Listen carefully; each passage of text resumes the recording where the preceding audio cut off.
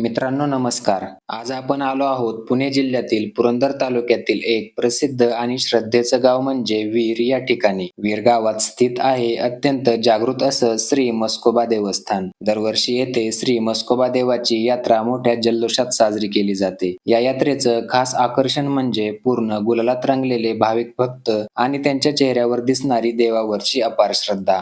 गुलालाची उधळण, देवाचा जयघोष आणि भक्तिमय वातावरण. इथे आल्यानंतर एक वेगळीच ऊर्जा अनुभवायला मिळते. ही केवळ यात्रा नाही तर श्रद्धा, परंपरा आणि संस्कृतीचा एक जिवंत उत्सव आहे. हा अद्भुत अनुभव घेण्यासाठी मी पोहोचलो वीर या गावामध्ये आणि आमचा हा प्रवास पुण्यावरून सुरू झाला.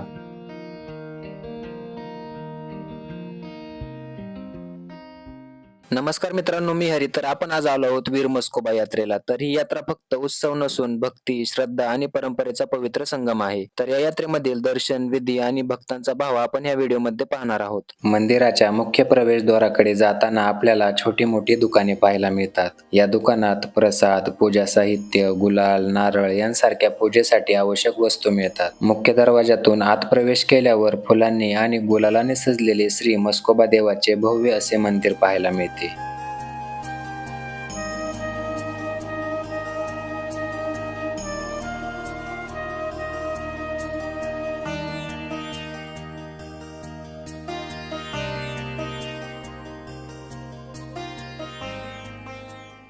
मंदिराच्या मुख्य द्वाराच्या पायरीवर बाहेरच्या बाजूला मोठा घंटा पाहायला मिळतो. सदरेवरून गाभाऱ्यात प्रवेश करताना सभामंडपात डाव्या बाजूला श्रीनाथांचे वाहन अश्व आहे. याचे नाव चिंतामणी असे आहे आणि या अश्वासमोर आदिशक्ती तुकाई देवीची महिषासुरमर्दिनी रूपातील अष्टभुजा मूर्ती आहे. तेथून आत गेल्यावर मुख्य गर्भगृहात श्रीनाथ म्हस्कोबा महाराज आणि आई जोगेश्वरी यांच्या सेंदूर चर्चित स्वयंभू मूर्ती पाहायला मिळते. मुख्य गर्भगृहात प्रवेश केल्यावर आम्ही देवाचे दर्शन घेतले. श्रीनाथ म्हस्कोबा यात्रा माघ पौर्णिमेपासून सुरू होऊन साधारण 10 ते 12 दिवस चालते. दरवर्षी फेब्रुवारी महिन्यात येणाऱ्या माघ पौर्णिमेला या यात्रेचा मुख्य सोहळा म्हणजेच विवाह व पालखी होते.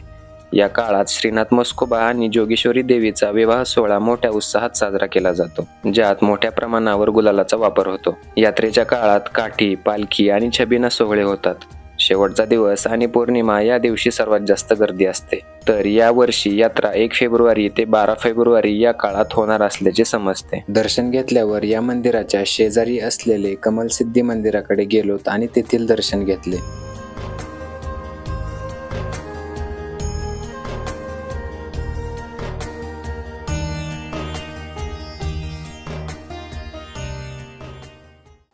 तर मित्रांनो, वीर म्हस्कोबा यात्रा ब्लॉग तुम्हाला कसा वाटला ते कमेंट करून सांगा. व्हिडिओ आवडला असेल तर व्हिडिओला लाईक करा आणि चॅनलला सबस्क्राईब करायला विसरू नका. तर भेटूया अशाच एका नवीन ठिकाणी नवीन व्हिडिओ सोबत. धन्यवाद.